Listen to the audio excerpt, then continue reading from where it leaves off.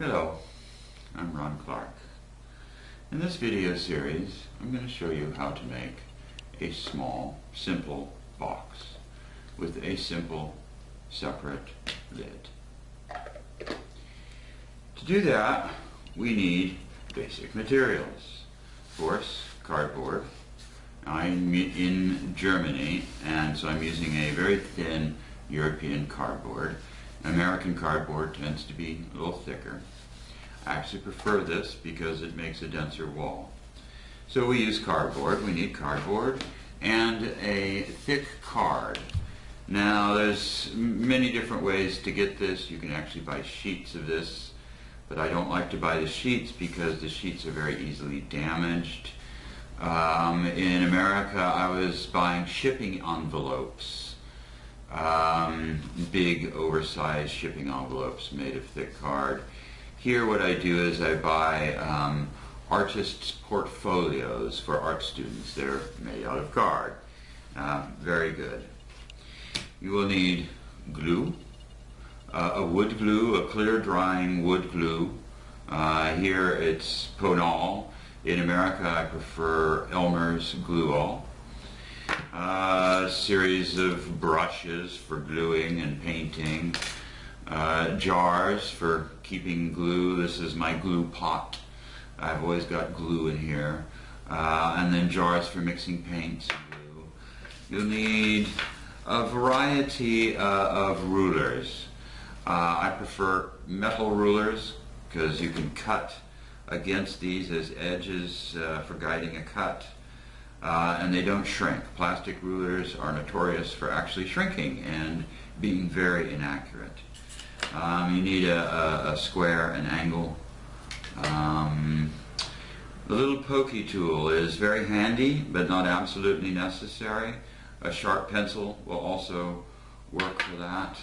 Of course, pencil, eraser, scissors. I use basically two sizes of scissors for various functions, and the all-important X-Acto knife. Now I've tried all kinds of different blades for cutting.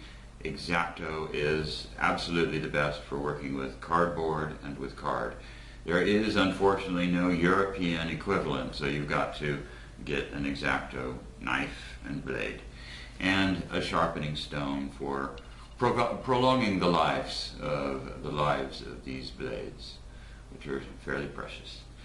Okay, so those are the ingredients we're going to use, and I'm going to take you through the process of making this simple box.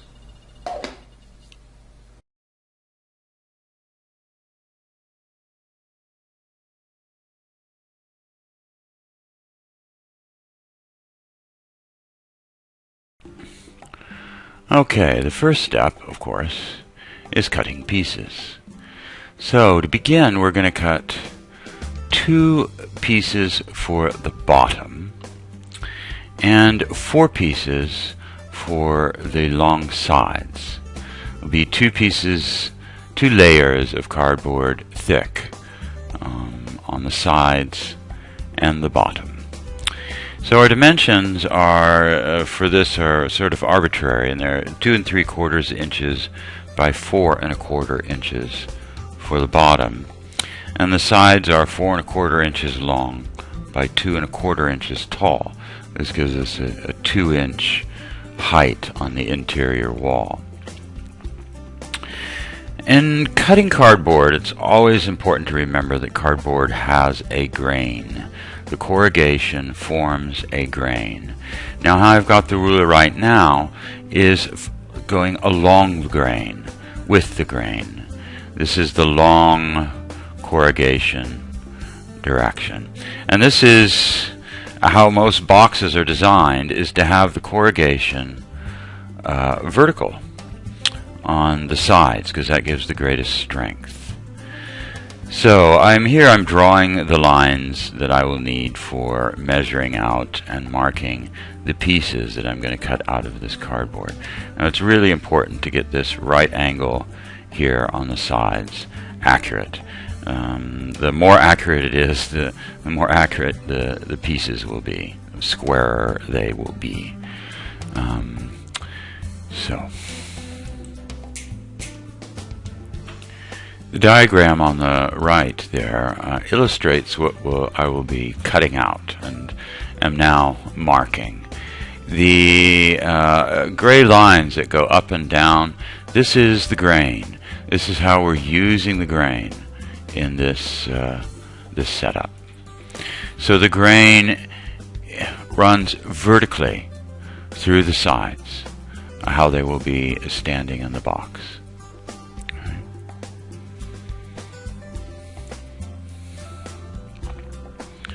Okay, here's where my little pokey tool comes into use. I use it to mark the cardboard and the card for cutting, and it's the most accurate way of marking. I make a very small little hole in the cardboard or the card at the precise measurements. And then I use these little holes to line up my ruler and my X-Acto blade when I'm making the cut. This makes for greater accuracy than simply marking them with a pencil mark and lining up the pencil marks. I'm using this little pokey tool. It's a sharp little awl, but as I said in the introduction, a sharp, strong lead pencil will also work to make these little holes in cardboard. Doesn't work very well in card. So now I've made my horizontal measurements here, and I'm drawing these lines. Now I've made a 1/4 inch gap between each of the pieces I'm going to cut out on all sides, because I want to cut these in a very specific way, which we'll get to in a minute.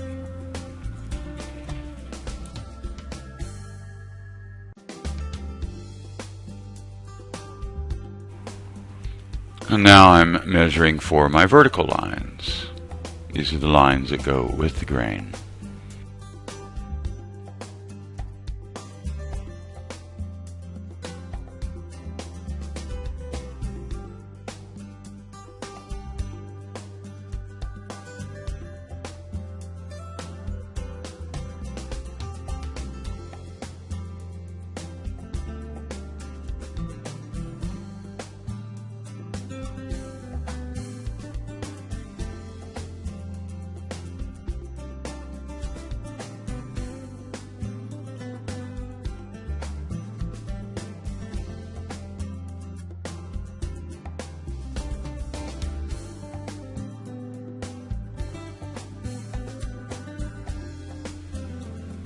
Okay, now that all the lines are drawn, we come to cutting.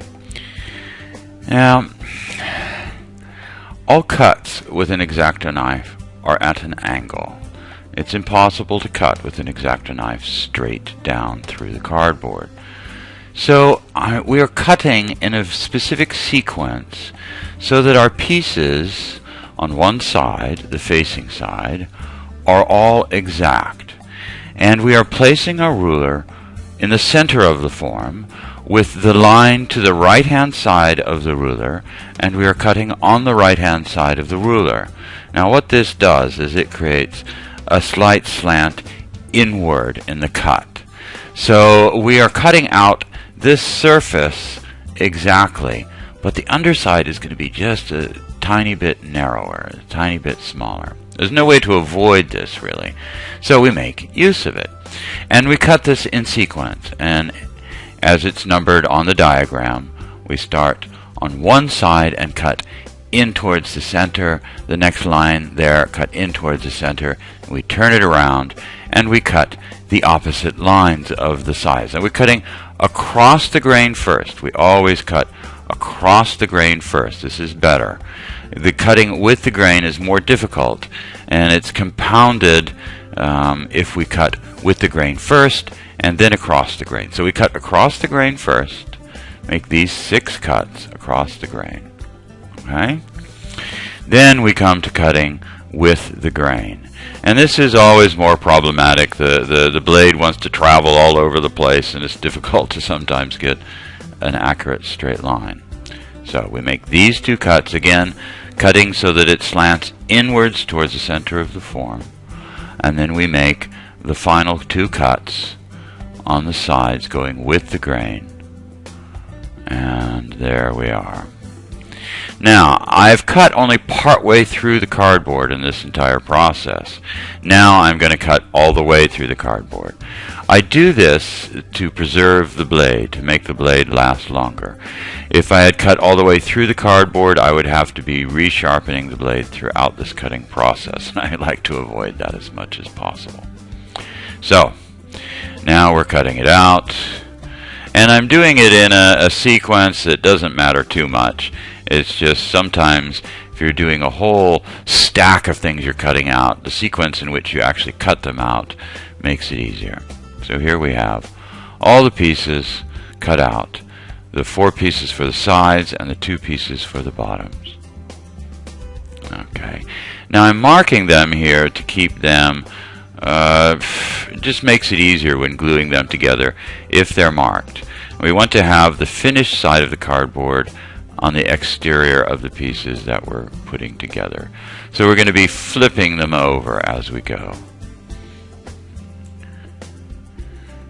We don't need very much glue to put these pieces together. We just want to adhere them, basically. So we just stick a little on there. The main thing is around the edges is really where we want to make sure it's secure. But again, does not take very much. So I'm putting the 2 unfinished sides of the cardboard together. So the finished sides of the cardboard, are accurate cuts, if you will, are on the outside. And I mush them around a little bit, move the glue around, and then I make sure that they match up as perfectly as possible. And here is where getting that right angle makes all the difference. If the square is not quite square, it doesn't match up. So make sure that it all matches up nice and evenly. And then we set it aside with a little bit of weight on it just to make sure that everything settles in and makes a good connection. And here's the other bit of wall. Again, making sure that it's all even, matches up really nice. Put it under some pressure. And here's the base, the bottom. And again, it's the same thing. Just a little bit of glue, mush it around, make sure it's all nice and well aligned. Okay. And put it under some pressure. Pressure, we won't need it for very long here because it's not going to take very long for these to dry enough to work with.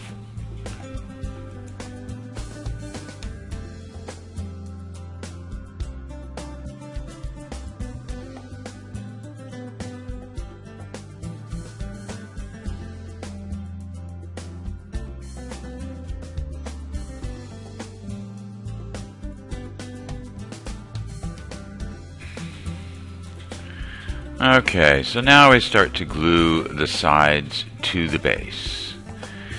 And we want to put a lot of glue on this joint, as this is going to be the only connection that this side at least will have for now to the base.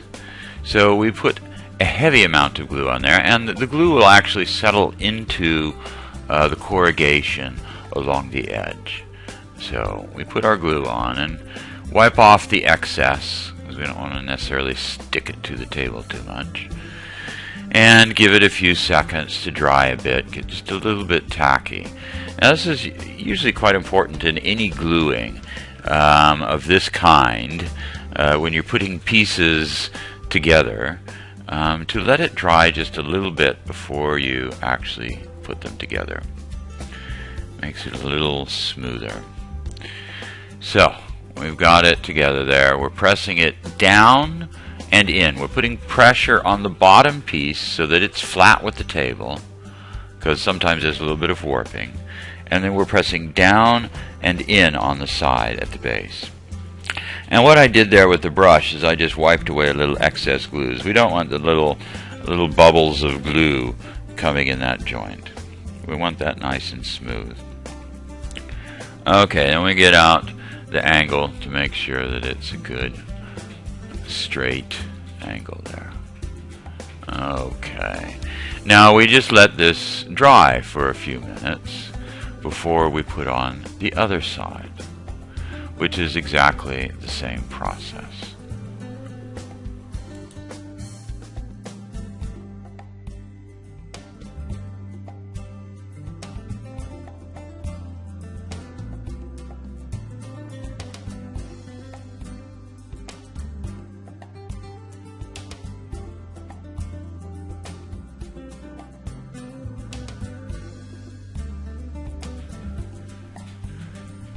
Okay, that's dry enough.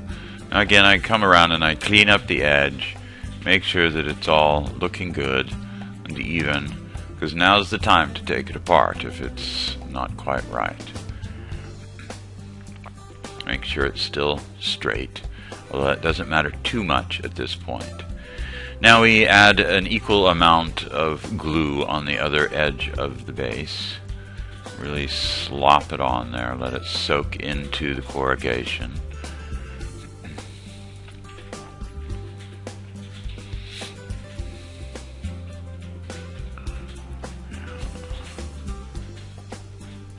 That ought to do.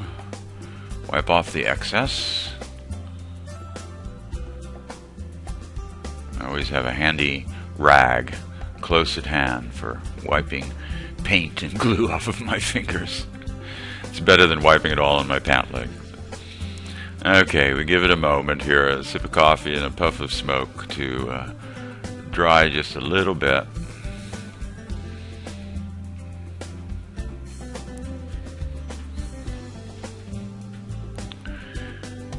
Okay, it doesn't really take very long for it to surface of the glue to begin to get just a little bit tacky.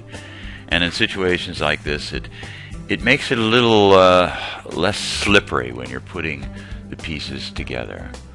Okay, again, pressing down on the floor, the base, the bottom, so that it's flat with the table, and then pressing down and in on the side. Getting a good joining there, making sure that it joins all along. Making sure that it's all down, because at this point, the bottom, the table level, is what we're aiming for to be absolutely flat and even. The base of the box. Okay, and I just clean up the excess. And there we go. Now we just let that dry for a little while.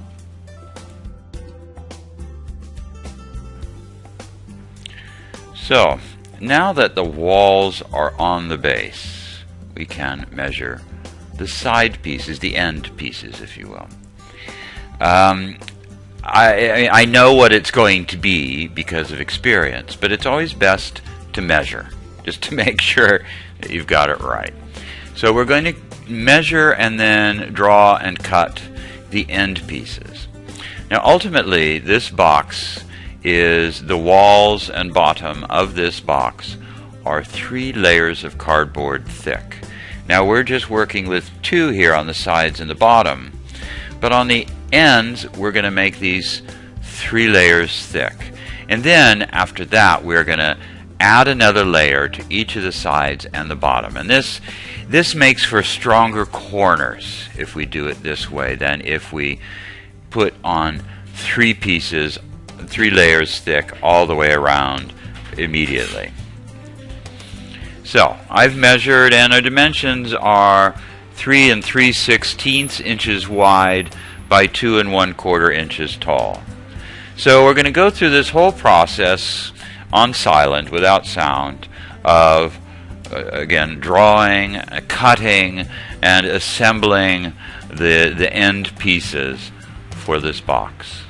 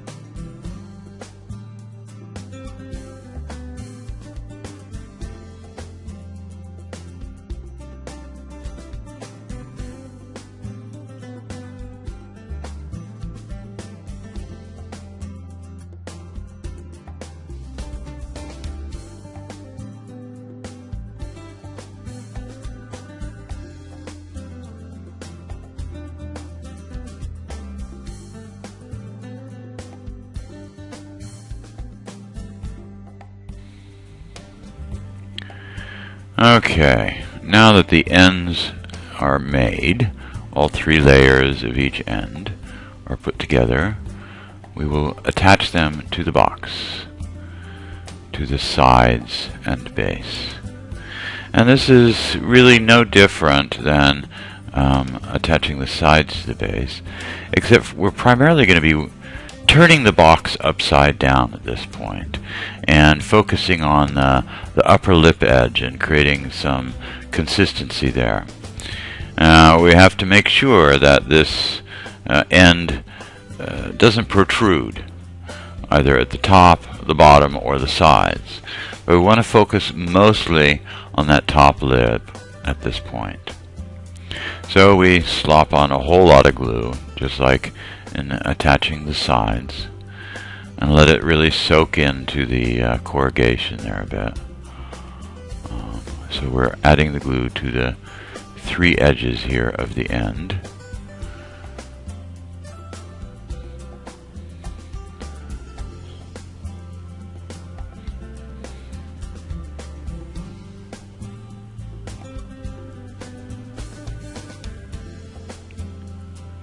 And then wiping away all the excess and letting it sit for a minute before we put the pieces together.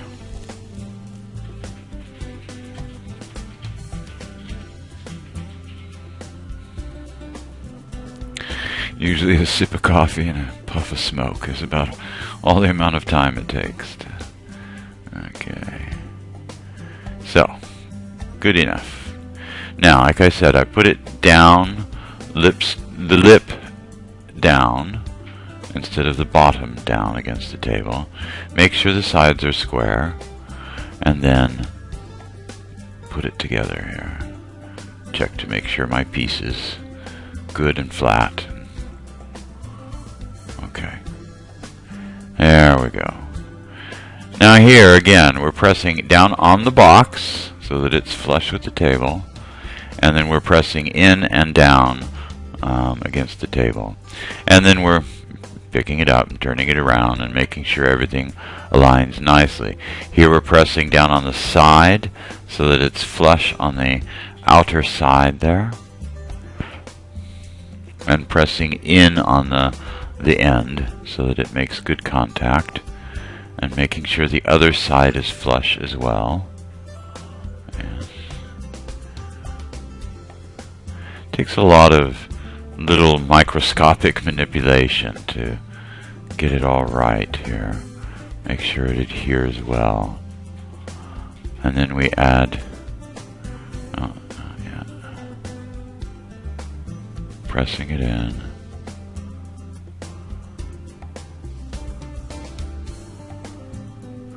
Making sure the walls, the sides are still square, and the back itself, the end is square, and then getting rid of any little excess glue as before with the sides.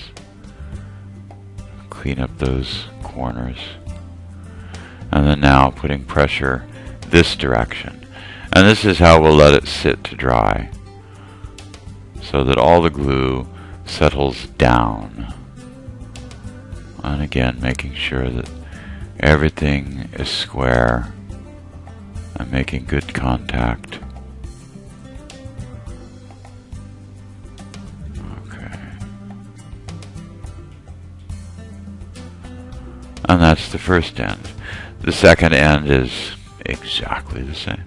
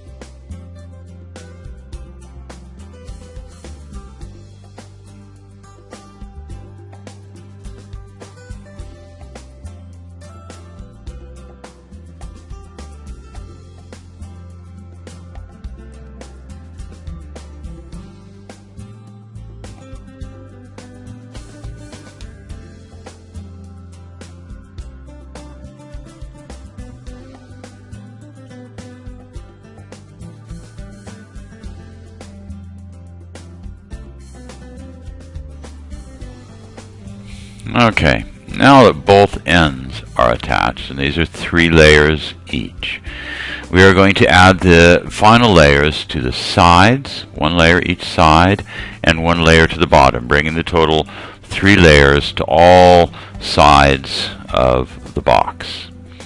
So here I'm beginning to measure the sides. Now, again, I know what it's going to be, but I want to measure it anyway to make sure. And the dimensions on these side walls end up being 4 7/8 by 2 1/4 inches. So we'll do those first. You don't need me telling you what I'm doing because it's all quite apparent. We'll attach those, and then we will come to doing the bottom.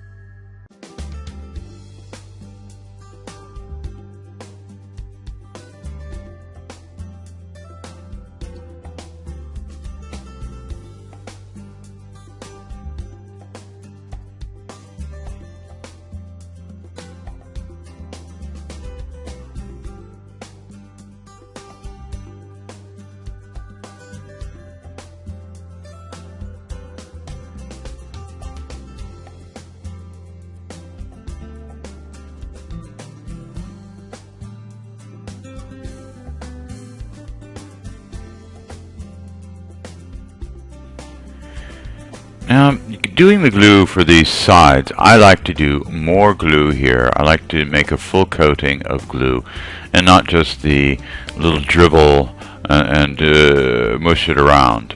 Instead, I do a full covering, not real heavy, but not totally light either. I want to get a good coverage and a good adhesion on these final wall layers.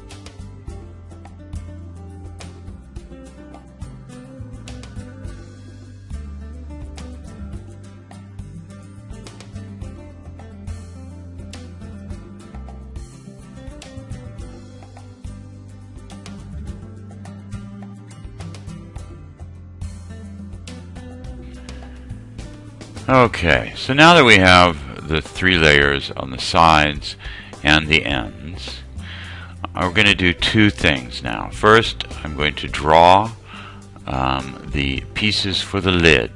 It has to be done at this point because this is the true dimension of the lid. We do that by inverting the box onto the cardboard and just outlining it with pencil. And then, after I get these lid pieces drawn, we're going to do the piece for the bottom, the third layer on the bottom, which is done the same way, except the bottom goes against the cardboard for the drawing as opposed to the top. Okay, so we just outline them and then cut them out. So now this bottom piece, when it comes to attaching it, I want to use a lot of glue, and especially around the edges, because I want a good adherence around the edge on this bottom piece. This really is the finishing piece of the core of the box. So it needs to be attached well and thoroughly.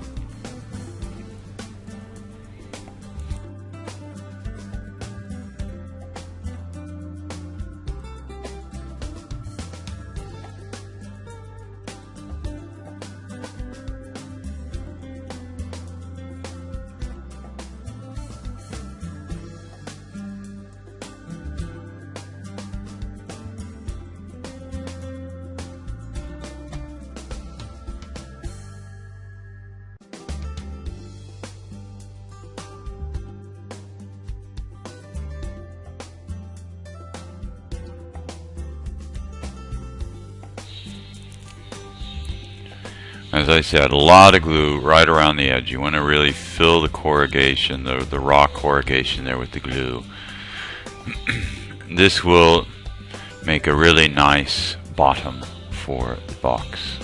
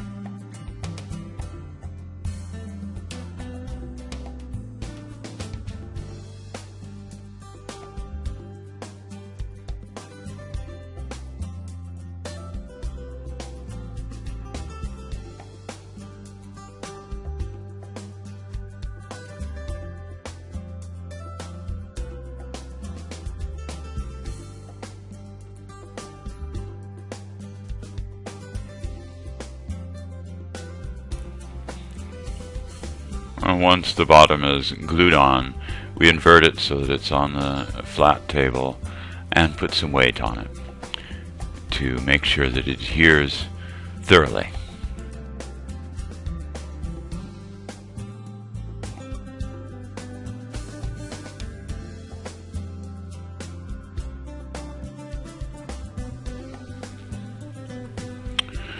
Okay, and now I'm going to cut out the 3 layers for the lid.